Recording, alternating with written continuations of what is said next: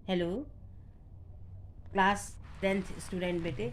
आज मैं आपको आपका काव्यांश का नेक्स्ट चैप्टर जो आपकी 2021 के बोर्ड में के लिए मैं महत्वपूर्ण है उसको एक्सप्लेन कर रही हूँ, जिसका नाम है यह दंतुरित मुस्कान। पहले इसके कवि के बारे में मैं थोड़ा आपको बता दूँ कि इसको लिखने वाले कवि जो हैं वो नागार्जुन है। नागार्जुन कवि का नाम है, बिहारी कवि है। और उनकी एक विशेषता ये है कि वे उनका नागार्जुन नाम असली नाम नहीं है, उनका असली नाम है वैद्यनाथ मिश्र जी। क्योंकि वो घुमक्कड़ यायावारी प्रवृत्ति के व्यक्ति थे, तो कवि थे।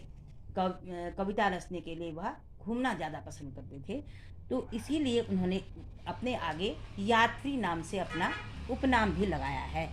जैसे निराला या और अन्य कवियों का नाम होता है, वैसे ही इन्होंने भी अपने आगे से यात्री लगाया है। ठीक है।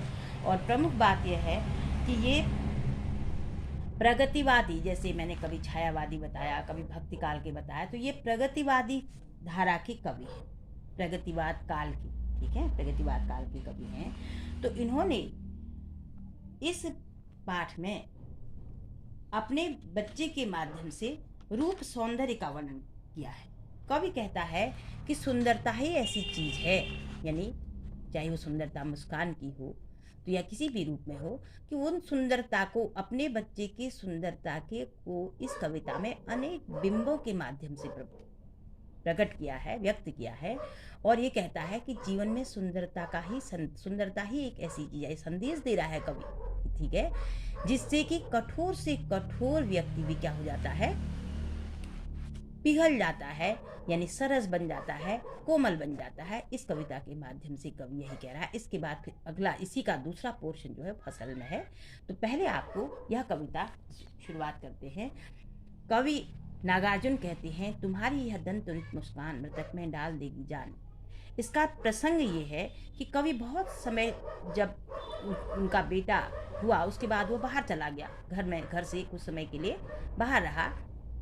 और जब तक कवि वापस घर में आया तब तक क्या हुआ कि बच्चे की छोटे छोटे दांत निकल आए थे, बच्चा थोड़ा बड़ा हो गया था।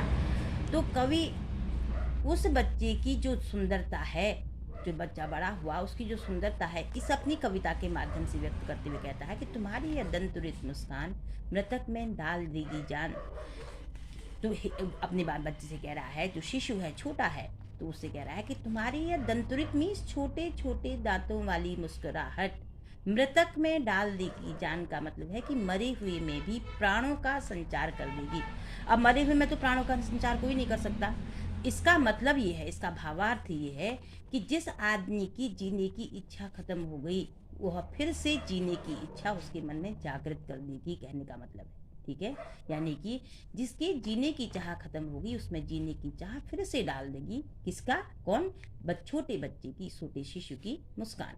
धूल धूसर तुम्हारी ये गात मीन्स होता है शरीर। धूली धूसर मीन्स धूल से, धूसर मीन्स सने हुए। अब देखिए, धूली धूसर में अनुप्रास अलंकार है, धू वर्ण की आवृत्ति होने के कारण। ठीक है, धूल यानी धूल से सने तुम्हारा ये शरीर। छोड़कर तालाब मेरी झोपड़ी में खिल रहे जलजात। वो इतना सुंदर है तुम्हारा धूल से सना हुआ शरीर, लगता है कि छोड़कर तालाब मेरी झोपड़ी में खिल रहे जलजात। जलजात मीन्स होता है कमल, कि तालाब छोड़कर कमल जो है वो मेरी झोपड़ी में, मेरे घर में ही खिल रहे हों।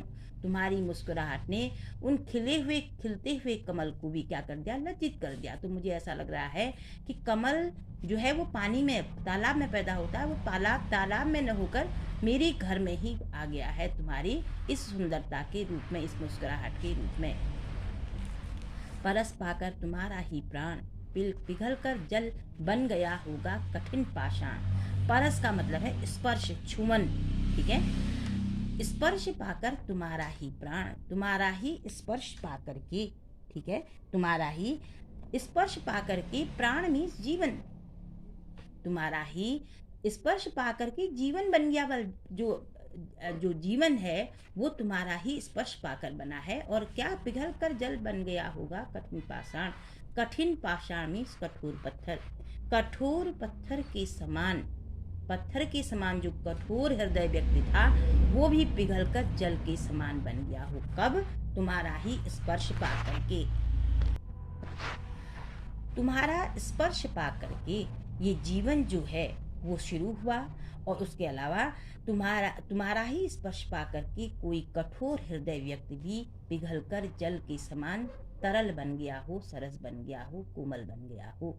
तो शिशु की मुस्कान का वर्णन कवि इन बिंबों के माध्यम से, किन बिंबों के माध्यम से? अब देखिए क्वेश्चन क्या बनता है बोर्ड में आपका, इसमें कौन कौन से बिंब हैं? झोपड़ी में खिल रही जलजात एक बिंब ये है, धूल धूसित तुम्हारी ये गात एक बिंब ये है, पिघल कर जल बन गया होगा पाषाण तीसरा बिंब ये है। तो ये जो है ये बिंब है कविता को व्यक्त करने के लिए, प्रकट करने के लिए।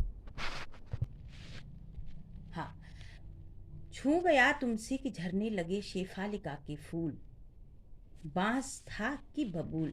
इसका मतलब ये है कि बांस में कभी, बांस और बबूल ऐसे हैं कि उनमें कभी फूल नहीं आता, तो वो नीरस माने जाते हैं। तो इसलिए कवि कह रहा है कि बांस और बबूल भी के समान जो नीरस है, रसहीन व्यक्ति है, कोई भी है, उसमें भी क्या हो जाएगा? बस शेफालिका, शेफालिका एक ऐसा फूल होता है जिसमें कि जिस पेड़ में उसके शेफालिका के इतने ज़्यादा फूल आते हैं कि खुद ही झड़ते रहते हैं और फिर खुद ही नहीं आते रहते हैं। तो बांस और बबूल में भी कभी फूल नहीं आता, जो उस बांस बबूल में भी शेफालिका की तरफ फूल आने का मतलब है कि वह रसहीन व्यक्ति भी सरस बन गया। किससे?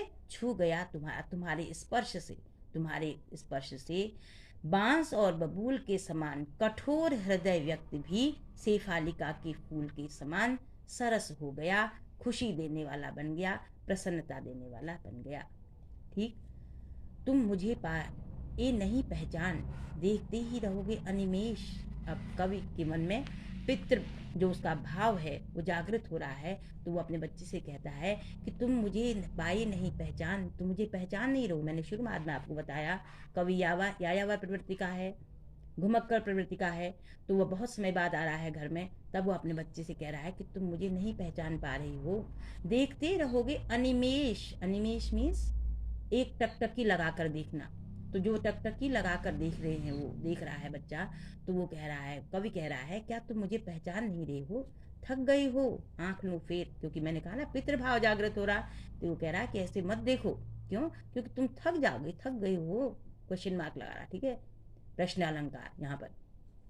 तुम थक गए हो, मैं ही आंखें फेर लेता हूँ तुमसे कि तुम मुझे जो एकटक देख रहे हो, क्योंकि एक भावनात्मक संबंध है पिता का पुत्र के साथ, तो उस संबंध के कारण पुत्र अपने पिता को लगातार देख रहा है, लेकिन हमेशा न रहने की वजह से पहचान नहीं पा रहा है। तब कवि कह रहा है कि मैं ही अपनी आंखें फेर लेता हूँ, नहीं तो तुम थक जाओगे। क्या हुआ? यदि हो सके परिचित न पहली बार, अगर हम इससे पहले तुमसे परिचित नहीं हो सके, यानी तुमने मुझे इससे पहले नहीं देखा, तो क्या हुआ? हम दोनों के बीच पिता का और पुत्र का संबंध तो है। अब ये यहाँ पर कहता, आगे क्या कहता है कवि कि यदि तुम्हारी माँ न माध्यम बनी होती, आज मैं न सकता देख, मैं न पाता जान।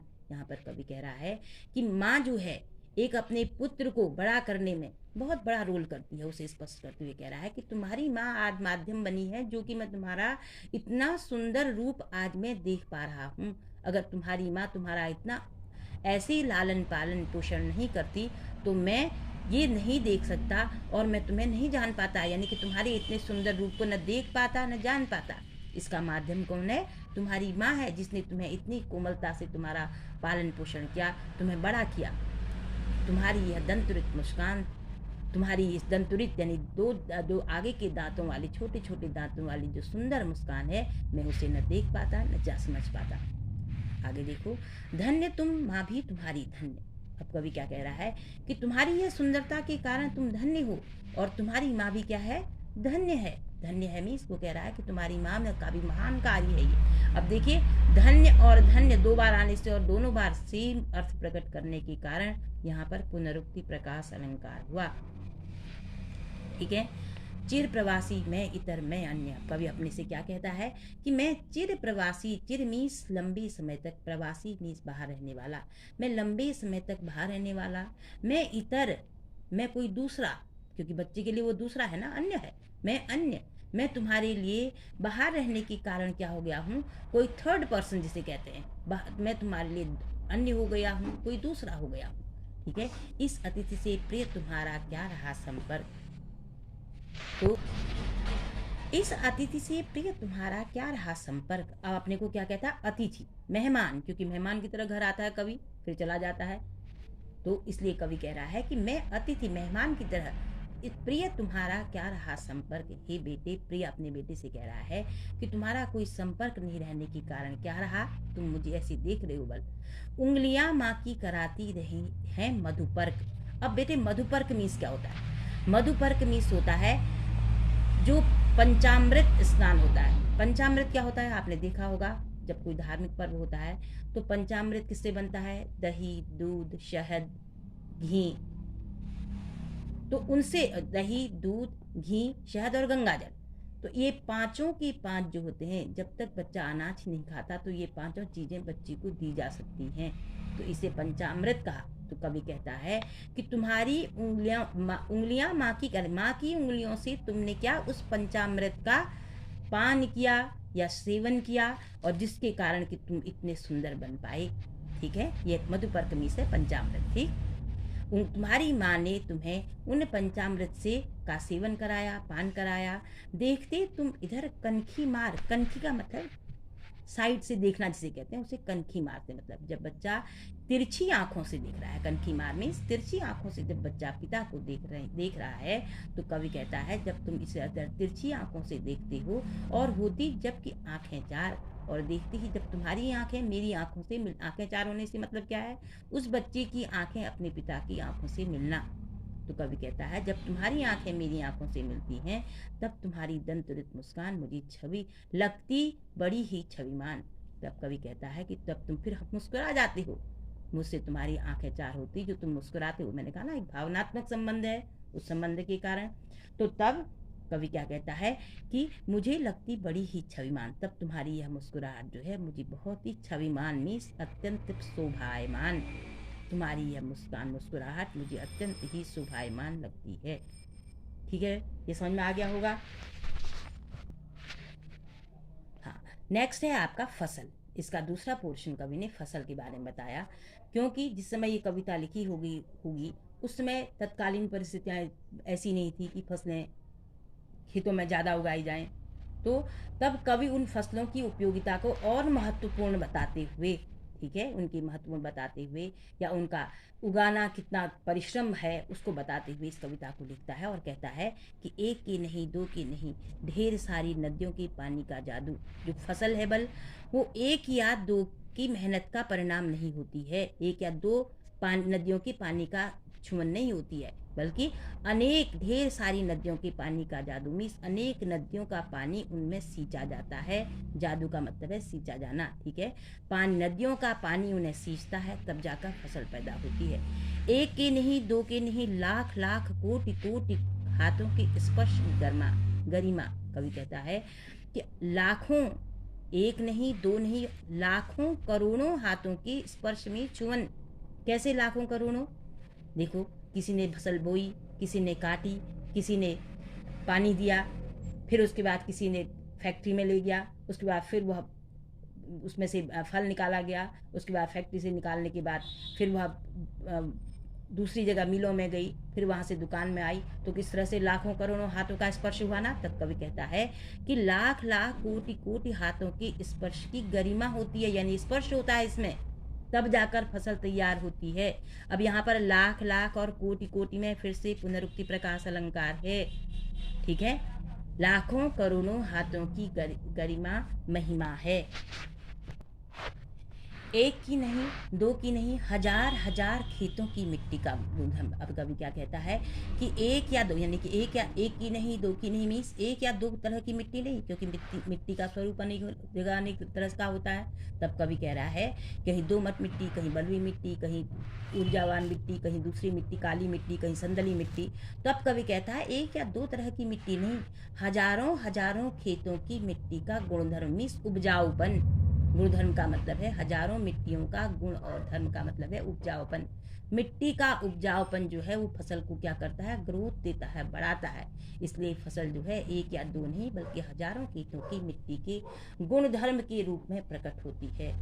ये तो इसने डिटेल बताया। इतने में कवि क्या कह रहा है, फसल क्या है, और तो कुछ भी नहीं है, वह नदियों की पानी का जादू है, वह हाथों के स्पर्श की महिमा है, भूरी काली संदली मिट्टी का गुणधर्म है, रूपांतरण है सूरज की किरणों का, सिमटा हुआ संकोच है हवा की थिरकन का। कहने का मतलब है, अब कवि यहाँ पर सारी बात एक साथ कह दे रहा है कि फसल क्या है। फिर से प्रश्न अलंकार, ठीक, और तो कुछ नहीं है वह फसल, और तो कुछ नहीं है, बल्कि क्या है, नदियों की पानी का जादू है। ठीक है, अनेक नदियों का पानी जब उसमें पड़ता है, सींची जाती हैं, तब वो ग्रोथ करती हैं। हाथों के स्पर्श की महिमा है, यानी उनमें हाथों का छुअन है, क्योंकि जब फसल को हाथों से छुआ जाता है तब उनको काटा जाता है, तब उनको इकट्ठा किया जाता है, तब उनमें से उसमें से बीज निकाला जाता है। तो इसलिए कभी कह रहा है कि अनेक हाथों के स्पर्श की महिमा है। और भूरी काली संदली, अभी मैंने आपको बताया मिट्टियों का अनेक रूप है, कहीं भूरी मिट्टी, कहीं काली मिट्टी, कहीं संदली मिट्टी। इन मिट्टियों का गुण जब बनता है, यानी इन मिट्टियों का उपजाऊपन जब होता है, तब जाकर फसल तैयार होती है। और उसके बाद क्या होता है, उसमें रूपांतरण है सूरज की किरणों का। सूरज की किरणें गर्मी देती हैं उनको, सूरज की किरणों का उनमें एक्सचेंज है, मतलब कहने का रूपांतरण में सूरज की किरणों का परिवर्तन है। सूरज की किरणों के कारण उनमें क्या आती है, उनमें और फसल में उपजाऊपन आता है, यानी फसल में और विटामिन युक्त उसमें पौष्टिक आहार मिलता है उनको सूरज की किरणों की धूप से। तो यहाँ पर उसने एक और लगा दिया कि सूरज की किरणों का सिमटा हुआ संकोच है हवा की थिरकन का। जब हवा चलती है तो क्या होता है, फसलों को की एक्सरसाइज होती है, व्यायाम होता है। तो कभी कह रहा है कि सिमटा हुआ संकोच है हवा की, उस मंद पवन ने उन्हें क्या कराया, उनकी एक्सरसाइज कराई बढ़ने में उनकी। तो इसलिए कभी क्या, फसल क्या है, फसल हाथों का पानी का जादू है, हाथों की स्पर्श की महिमा है, मिट्टी का उपजाऊपन है, सूरज की किरणें उसमें समाहित हैं, और उसके अलावा हवा का जो है मंद मंद हवा की थिरकन है, जिसके कारण फसलें पैदा होती हैं, बड़ी होती हैं, आगे बढ़ती हैं।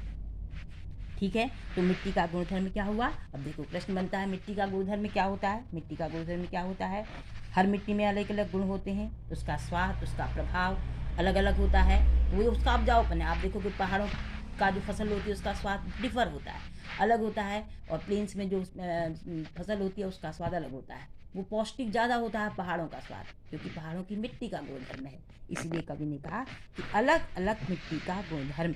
ठीक है, उसके अलावा कवि इस बात में मेन चीज किस बात को बल देता है, कवि इस बात, अब देखो प्रश्न क्या बनता है आपका कि इस कविता का मुख्य प्रतिपाद्य क्या है। बच्चे एक बात विशेष सुन लो, इस कविता का उद्देश्य क्या है, इस कविता का मुख्य विषय क्या है, इस कविता का प्रतिपाद्य क्या है, ये सब एक ही प्रश्न एक ही है, उनका रूप अलग अलग, आंसर इनका एक ही होगा। इस कविता का मुख्य विषय क्या है, फसल कविता का, कि फसल जो है वह बहुत परिश्रम से पैदा होती है, लोगों करोड़ों हाथों के स्पर्श की गरिमा होती है, और सूरज की किरणें भी उसमें समाहित होती हैं, अनेक मिट्टियों का गुणधर्म भी होता है। उसके अलावा सूरज पानी का जादू है, नदियों के पानी का जादू, हाथ के स्पर्श की महिमा, मिट्टी का उपजाऊपन, सूरज की किरणें, ये जो है ये इस प्रश्न का उत्तर बन जाता है कि इस कविता का मुख्य प्रतिपाद्य क्या है। ठीक, वैसे ही जो अभी आपने पहले पढ़ा, उस कविता का मुख्य प्रतिपाद्य क्या है, कि उस कविता का जो आपने इससे पहले मैंने आपको दंतुरित मुस्कान पढ़ाया, उस कविता का मुख्य प्रतिपाद्य क्या है। उस कविता का मुख्य प्रतिपाद्य ये है कि वह कविता जीवन में सुंदरता को व्यक्त करती है। कविता कहती है कि जीवन जीने के लिए सुंदरता का होना आवश्यक है, और छोटे बच्चे की सुंदरता जो होती है वो प्राकृतिक होती है, स्वाभाविक होती है, निश्चल होती है, और जीवन को जीने आगे बढ़ने के लिए प्रेरित करती है, यानी आगे बढ़ने के लिए बढ़ाती है। अब देखिए, ये पूरी कविता में जो पहले मैंने आपको कविता पढ़ाई, उस कविता में वात्सल्य रस भी है। ठीक है, जो पिता और पुत्र के बीच में जो संबंध को दर्शा रही है, वो पूरी कविता में वात्सल्य रस भी है। ठीक है बेटे, ये आपका चैप्टर कंप्लीट हुआ, आशा है आपको समझ में आ गया होगा। मैंने आपको प्रश्नों सहित अलंकारों सहित आपको इसकी विवेचना कर दी है। अगर समझ में आ गया हो तो इसे लाइक करें, वॉच करें, सब्सक्राइब करें और शेयर करें। धन्यवाद।